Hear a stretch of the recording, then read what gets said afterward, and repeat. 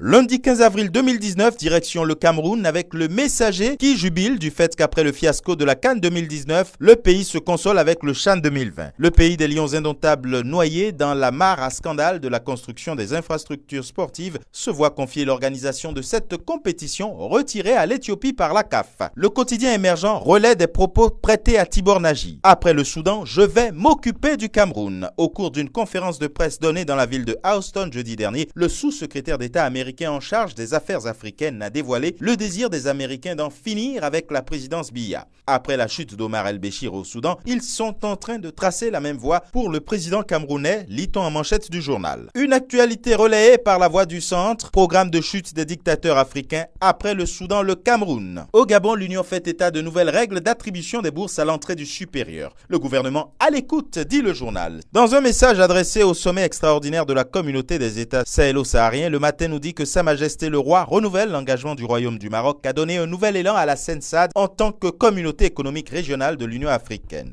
Le souverain se dit favorable au renforcement de l'action de la SENSAD en faveur de la paix, de la stabilité et du développement de l'espace sahélo-saharien. Avec Togo Matin, il est question de manifestation du PNP samedi dernier et le journal d'expliquer pourquoi c'était un fiasco. Au Burkina Faso, il est question avec Sidoya de la coopération Burkina-Côte d'Ivoire, une coopération en route selon le journal. Aujourd'hui, au Faso, lui, s'intéresse à l'opération Otapuanou. Mission accomplie, juge le journal. Et toujours au pays des hommes intègres, le quotidien L'Information pour tous s'intéresse déjà à la présidentielle de 2020. Tahirou Barry annonce sa candidature. Rentrée parlementaire, crise préélectorale, le Matin Libre nous dit que Rungbeji prêche dans le désert. Actualité des législatives au Bénin également en manchette du quotidien Le Matinal. Monseigneur Onkwe s'inscrit dans la légalité concernant la tenue de ce scrutin à bonne date. Politique également avec fraternité, Adrien Rungbeji à propos des législatives de 2019 suggère que la sagesse est droit de citer. Quant au quotidien Le Pays émergent, élection législative sans l'opposition et déclaration de Patrice Talon, Boni Yahi invite tous les Béninois à la prière et aux jeunes dans tout le pays. Au pays de la Teranga, le quotidien nous dit concernant la suppression du poste de Premier ministre fast-track chef de l'opposition, Amadou Raïsal. Ouad se fout royalement du statut de chef de l'opposition.